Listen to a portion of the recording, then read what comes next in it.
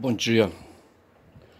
Hoje, quinta-feira, 9 de novembro de 2023, século XXI. Cheguei correndo da rua com uma vontade imensa de locutar, de hablar, de falar, coisas que eu vi. A minha proposta, quando comecei a fazer esses vídeos, que eu espero evoluir para lives mais adiante, é produzir conteúdos de acontecimentos do dia e de memórias guardadas, né, de memórias afetivas guardadas. Esses acontecimentos do dia têm um nome, é crônica, né? Eu quero então fazer crônica, crônica que lembra Cronos, Cronos que lembra tempo, tempo que lembra ser, ser e tempo que lembram Heidegger, certo? Heidegger que eu conheci quando estudei filosofia e não sei por que contas d'água, sabe? Eu acho que não foi por causa da Arendt, não. Foi porque quando eu fazia filosofia em Manaus, tem uma história aí, então, como isso aqui é um momento de memórias, tá certo? Eu quero então relembrar isso. Eu estudei num seminário, um local de concentração de estudo, né, de estudos eclesiásticos, certo? Onde garotos, não garotas, não havia garotas, garotos eram internados por cerca de 330 dias por ano, certo? Eu tirei 30 dias de 365 dias porque havia um mês de descanso. Em geral era o mês de janeiro. E se passava então 11 meses dentro desse seminário, dessa estrutura de estudos eclesiásticos. E eu fui para ali na menor falta de noção, certo? Por um impulso da minha mãe, mestra, e filha de lusitanos, neta de lusitano. O avô dela era português, não sei de que parte de Portugal, certo? Mas ele se localizou ali na região do Tapajós e adquiriu propriedades por lá, e propriedade de comércio inclusive, né? E ela se fez naquela região do Tapajós, ali na região de Itaituba, e ele era proprietário de terras, muitas terras, né? Terras urbanas e terras de mata. Queria arranjar um adjetivo melhor. Mas assim, e ela então, ela mesma foi internada num colégio aqui que recebia interioranas, né, para passar também ali 330 dias, ali no caso foi o Colégio Santo Antônio, e ela não sei quanto tempo ela passou ali naquele colégio, tá certo? Ela tinha recursos, a família dela tinha recursos e pagava a anuidade aí para ela ficar ali, sabe? E ela se pôs no mundo, casou em Altamira com uma figura de lá, com mestre, certo? Local, nascido lá naquelas terras, certo? E dessa relação aí, sabe, nasceu Ernest, eu, certo? E ela, com essas ideias todas de educação e, sabe, no momento ela pensou talvez que eu pudesse ser padre, sabe, e arranjou, conseguiu uma bolsa de estudo, certo, com uma benemérita, com uma pessoa que tinha um filho lá nesse seminário, numa cidade aqui na região hoje na região metropolitana de Belém, chamada Ananindeua. O seminário, o prédio está lá hoje, modificado, né, mas está lá na entrada de um igarapé, de uma região chamada Aurá, tá certo? E eu passei ali 8 anos, 7, 8 anos.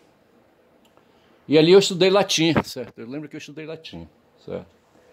E embora já na época o latim não fosse mais necessário nos ritos da Igreja Católica, certo? Eu acho que já tinha havido uma reforma e o latim não fazia mais assim a obrigação de ser, certo? E assim, né? E as coisas foram acontecendo e os estudos me conduziram a Manaus, quando eu terminei o que corresponde hoje ao ensino médio, certo? Em Recife foi isso aconteceu, numa experiência educacional chamada noviciado, certo? Eu saí noviço de lá, eu professei votos religiosos temporários, portanto eu fui noviço na carreira eclesiástica e fui para Manaus para fazer filosofia, tá certo? Noviço, e lá eu professei mais um ano de noviciado, entendeu? Isso era 73, 1973, e esse ato de noviciado, né, de votos religiosos, valeram até o final do ano de 74, só que eu saí em outubro, certo? Ainda saí noviço do seminário, certo? Os votos venceriam só em janeiro, certo? Do ano seguinte, de 75. E eu saí noviço pelo mundo, certo? Cabaço, né? Ainda não tinha transado com ninguém, com nenhuma mulher, certo? E nem com homem também, certo? E me pus no mundo, certo? E ali, naquela experiência de filosofia, aquele momento ali era, depois do noviciado, era para fazer filosofia, conheci Heidegger, né? Eu recebi a incumbência, talvez por habilidades que eu tinha, e quem dirigia, né, os trabalhos ali, sabe, viu que eu tinha essas habilidades e me encarregou de datilografar. Falei datilografar, de usar uma máquina de datilografia, porque não existia computador nessa época, certo? Então não se digitalizava, se datilografava. E se datilografava textos, transcrevia do livro para um stencil, que era uma matriz ali que recebia, né, os sinais da máquina datilográfica, depois eram rodados num aparelho à base de álcool, uma prensa, certo? E ali se tirava cópias, né? Não havia ainda a xerografia, certo? Esse recurso aí de impressão a calor, né? Não havia ainda. Elas estavam ainda nos Estados Unidos, era a tecnologia dos Estados Unidos, não estava aqui na província, certo? Que era o Brasil na época, entendeu?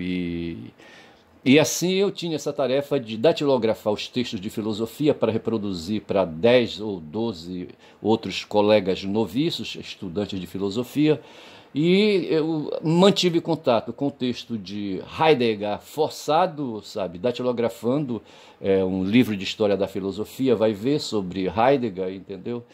Não foi certamente o Ser e o Tempo que eu datilografei, devo ter datilografado um livro de história de filosofia. E vai ver que eu datilografei a biografia de Heidegger, de Martin Heidegger, né? Não li ainda o Ser e o Tempo, pretendo ler para ver, né? Sei que ele é um tratado de filosofia, ele escreve, né, dentro do que foi conceituado esse tratado como sendo fenomenologia. Fenomenologia, que é uma expressão que lembra fenômeno, fenômeno que lembra Kant, Kant que foi predecessor de Heidegger, certo? E fenomenologia também, eu não sei, tem o Husserl no meio aí, eu não sei se é Edmundo Husserl, é coisa de verificar, tá certo? Que influenciou Heidegger também. Heidegger que escreveu sobre o Ser e o Tempo que me lembra pré-história, tá certo? E que me lembra a história, então são dois momentos distintos. O tempo na pré-história era o tempo que é um tempo que a gente poderia chamar de tempo anômico, em que prevalecia a força e a brutalidade animal, tá certo? E a história é o momento da civilização, mas ainda com resquícios ali no começo da civilização de brutalidade animal, tá certo? É quando surgem as leis, então o anômico passa a ser lei, tá certo? Nomos, né? Lei, regra, né? O mundo então passa a ser regrado. Então o mundo civilizado é o mundo das regras, é o mundo das normas, né? E na medida que as organizações humanas foram se fazendo em torno de cidades, foram surgindo figuras ali de mando, né? O rei, ali a corte do rei, os exércitos, né? E havia os habitantes do lugar ali entre muros, né? Os reinos eram cidades, né? As cidades cercadas de muros, e ali havia regras que o rei criava, tá certo? E então nós estamos falando aí do tempo, falei de história, pré-história, civilização, então esse é o momento do tempo, uma parte do pensamento de Heidegger. O outro é o ser. o ser do território, tá certo? O ser, a criatura que está no território, as criaturas que estão no território, tá certo? O território é o fisiós, né? E ali. E o ser dentro dessa concepção de fisiós, fisiós significando natureza, certo? Então, aí o tempo e a natureza, a gente pudesse talvez sintetizar isso. Mas Heidegger ele está ali no final do século XIX, começo do século XX, ali já por volta de 1920, 1930, tá certo? E então ele começa a sistematizar os conhecimentos que ele tinha e vai produzindo suas primeiras obras. Salvo engano, Ser e Tempo é de 1926, certo? E ele então começa a organizar o pensamento dele, as teorias, as ideias, né? E assim chega essa obra até nós, né, no momento dentro das concepções de Kant, né? E esse era o Heidegger, certo? E eu então faço essas adaptações aí, pensando coisas, e vou lembrar agora que eu estava, neste momento eu acabei de chegar da rua, certo, onde eu fui ver um processo no Tribunal de Justiça do Estado do Pará, numa das artérias principais aqui de Belém do Pará, tá certo? E me dirigi ao gabinete de um desembargador, tá certo? Que é relator numa turma onde um processo de agravo de instrumento foi protocolado. Eu já disse que meu nome é Ernest, eu sou advogado também, né? Eu estudei Direito, tá certo? Além da filosofia e além de letras, né? Estudei Direito e tenho carteira da OAB e advogo. E estou, neste momento, patrocinando um processo chamado agravo de instrumento, que tem 40 dias já, né, de protocolo, né? Então fui ali, não havia necessidade disso, porque hoje o sistema é um tal de PJE, um processo de âmbito eletrônico, certo? O PJE processo o quê? Processo eletrônico, certo? PJE. Tudo no meio é digital, você protocola no computador, tudo é feito ali, sabe? Cai no gabinete, ele é distribuído, tá certo? E passaram 40 dias e não houve um despacho, né, para saber se o meu cliente tem razão ou não. Mas quando eu entro no gabinete do desembargador, tá certo? O que é que eu vejo à esquerda? Um oratório, certo? Uma mesa cheia de santos, de imagens, tá certo? De imagens de santos católicos, né? Quando eu olho, espicho a vista mais para diante e havia uma pessoa, um assessor ao lado desse oratório. Eu espicho os olhos para mais adiante e vejo um outro assessor, mas eu vejo um pouco mais adiante, ainda à esquerda, né, uma árvore de Natal, sabe? Estrelas de Natal, essas coisas assim, entendeu? E comecei a fazer graça ali com o cara que estava ao lado do oratório, perguntei se ele sabia quem era Labão, né? Labão que foi sogro de Jacó, certo? Labão era um pagão, né? Nós estamos falando de Jacó, irmão de Esaú, tá certo? Que são filhos de Isaac, Isaac que é filho de Abraão, tá certo? Então nós estamos ali naquele tempo ali, sabe, de Abraão, sabe, ali na terra dos cananeus. Aí essa altura eu não sei dizer bem, se for ver Abraão mais para trás, sabe, ele tinha aí o sangue, né, de Noé no meio, tá certo? E tinha o sangue que vai buscar o sangue de Adão, sabe, ali dos filhos de Noé, aquela coisa toda, né? Então já havia ali um DNA ali, sabe, que vai convergir na direção do que hoje se chama de povo hebreu, povo judeu, tá certo? Mas a terra, o território, não é, o ser, né, o fenômeno ali, o humano, tá certo? Era ali na Cananéia, tá certo? E eu creio que Abrão estava ali, então ele estava na Palestina, Abrão, sabe? E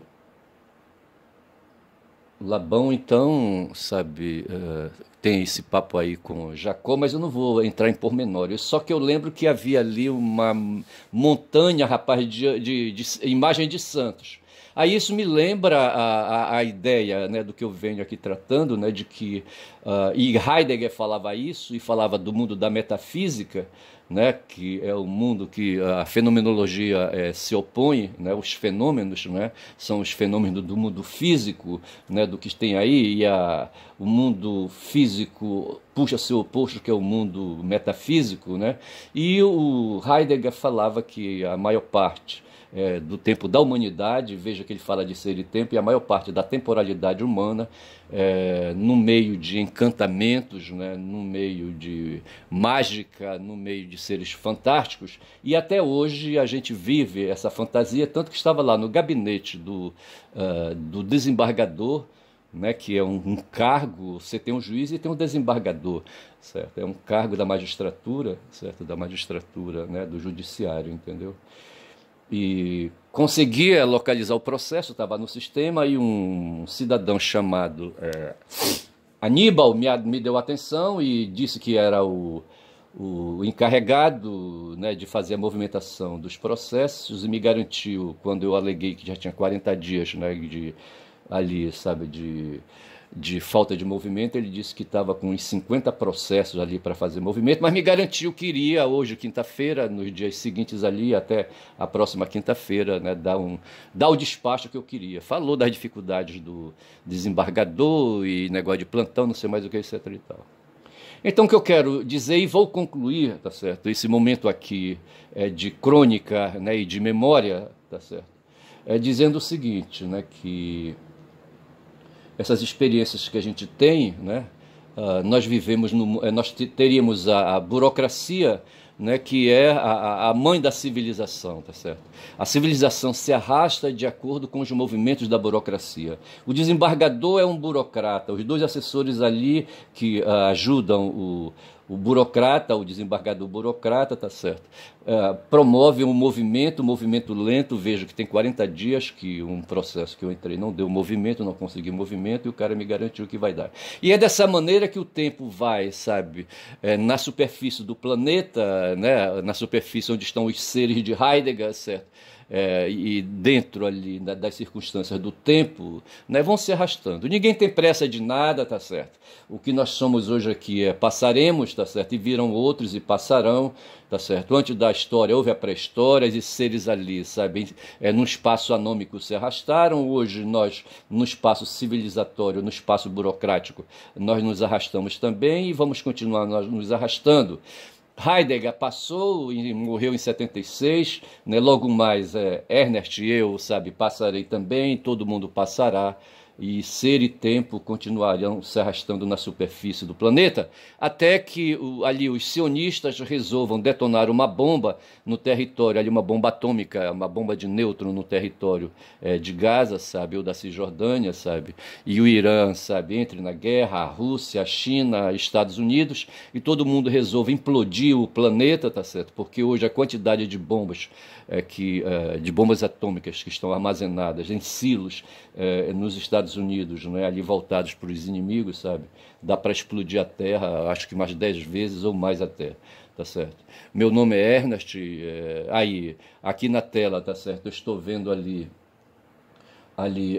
o programa que hoje seria do DCM, né, que é uma plataforma de jornalismo, né, que eu assisto, do Café da Manhã, onde tem o jornalista a Leandro Fortes, né, e tem o Kiko Nogueira e tem a Maria Fernanda, tá certo? E hoje o tema é terrorismo de ocasião, lembrando que nós vivemos de ontem para hoje uma descoberta de que terroristas do Hezbollah, vejam bem, do Hezbollah, o Hezbollah nem entrou em guerra, tá certo? Quem está em guerra é o Hamas, né? Em guerra não, que está ali, sabe, na resistência é o Hamas contra as forças, estas sim, né, do exército israelense. Mas o Mossad, que é o serviço secreto israelense, né, esteve presente num episódio ontem envolvendo a Polícia Federal Brasileira, tá certo? E descobriram que tem agentes do Hezbollah infiltrado fazendo filmagens de sinagogas lá em São Paulo, entendeu? Para detonar, e se criou essa coisa aí, tá certo? Ao mesmo tempo que um diplomata, o embaixador de Israel, reuniu na Câmara dos Deputados em Brasília parlamentares de extrema-direita, parlamentares do Partido Liberal, tá certo? Parlamentares bolsonaristas, e Bolsonaro foi convidado e participou da reunião com esse embaixador. E ali, então, o que é que nós temos? Nós temos forças de extrema direita, forças que Bannon insufla, que Bannon movimenta, tá certo? Ele criou um site chamado The Movement, o movimento, tá certo? E ele está hoje impulsionando a extrema-direita no mundo. É um sujeito ladrão, arrecadou dinheiro para fazer um muro ali na fronteira com o México, repetindo talvez o muro, não de Adriano, tá certo? Aquele imperador que fez o muro para separar, né, ali a Europa da Grã-Bretanha, tá certo? Mas o que construiu o muro ali na faixa de Gaza e o muro na Cisjordânia, tá certo? Então esse é o mundo de Heidegger, certo? O mundo do ser, o mundo do tempo, esse tempo aí, sabe, de fenomenologia, sabe, de acontecimentos. Me lembra nesse momento uma questão que caiu no vestibular agora e que um vídeo aí mostrou, comentou o resultado, e falava de sofistas e falava de Platão e Sócrates, né, que procuravam a verdade, e os sofistas desenvolviam o convencimento. Convencimento e verdade, tá certo, são temas hoje do que nós queremos falar, de ditadura, da manipulação, da informação. Nós vivemos esse tempo, segundo o professor João Castro, o tempo antigamente, até um tempo atrás, bem recente, se tinha ditadura pelo medo, tá certo, o terror, né? Hoje o terror se dá pela ditadura, da manipulação das informações. Fecha essa questão porque ficou muito embolado o vídeo, tá certo? Meu nome é Ernest, se inscrevam no canal, tá certo? Dê um like aí para esse papo aí, sabe? E se quiser, compartilhe, tá certo? O meu canal é quem fala muito da Bom Dia a Cavalo e a Éguas, tá certo? E eu aqui, né, chegado da cidade, sabe? Com uma vontade doida de falar, e falei. Bom dia.